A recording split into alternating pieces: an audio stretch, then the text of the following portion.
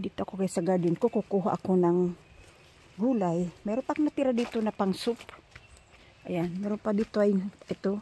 Ito is ano to eh, parang spinach ito. Pero pwede pa ito sa pang soup ito. Ayan. Ayan oh. Ito yung mga karaanan na kuno ng mga gulay. Pero okay pa ito panglagay sa soup. Ayan. Spinach ito guys eh oh. Ayan, marami pa ako nito oh. Panglagay sa ano? Panglagay sa may sabaw. Pwede pa ito. Ayan oh. Ayan.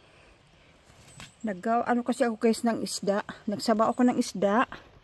At ito, wala akong green vegetables. Ayan, nakakuha tayo guys, oh. Spinach kasi ito guys, eh.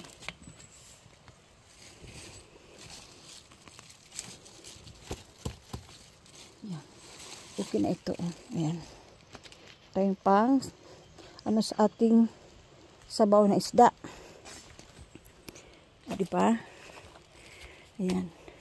Pero pang konti natira doon. Pero, ayan. Ito, okay na ito. Ayan. Diba? Ayan, guys. Nagtutula ako ng may sabaw isda. Kasi malamig. Maganda kasi guys ngayon ang tinulang isda. Ang aking sahog, yung aking frozen na tomatoes, the cherry tomatoes, at saka yung ito frozen guys ha, yung aking gulay. Ito yung aking ano last year na naka-frozen ko lang. Ngayon nagagamit ko na, ayan. At ngayon nakakuha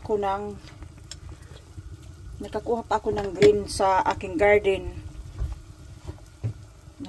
Nakakuha pa ako ng green na ating, ito is parang spinach ito. Silver beet ito, baby silver beet. Parang spinach kasi ito eh. Ito galing sa aking garden, oh. Binunot ko na lang. Ayan. Diba? Okay na ito.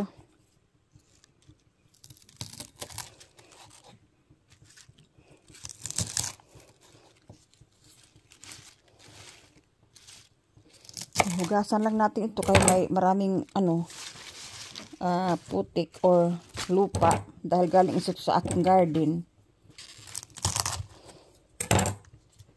Ayan.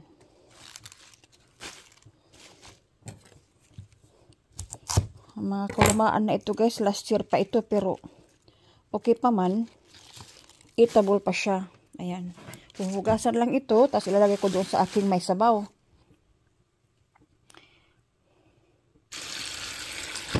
Hugasan natin ito.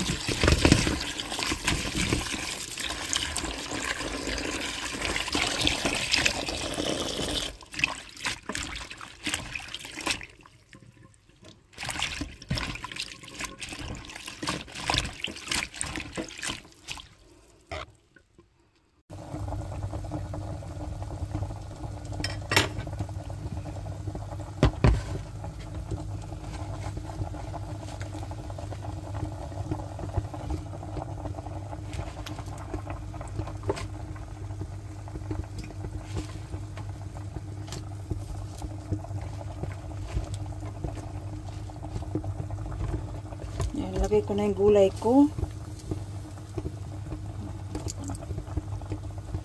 Ito guys is parang spinach ito. Pero ano to eh. Silver beet. Baby silver beet. Yan. Lagay ko na aking gulay. Sa aking isda. Mamaya-maya luto na ito.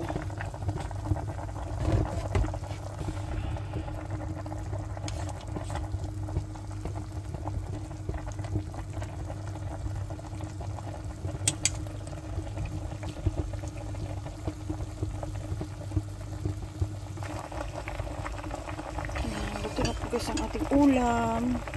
Ako ay sabaw ng isda lang ito guys. Nalagyan ko ng kamatis, tsaka sibuyas, at tsaka yung aking frozen na vegetables. Yan, meron akong talong na frozen. Kakakuha ako guys ng green leafy vegetables sa aking garden. Ayan. Okay na ito. luto na ito. Thanks for watching.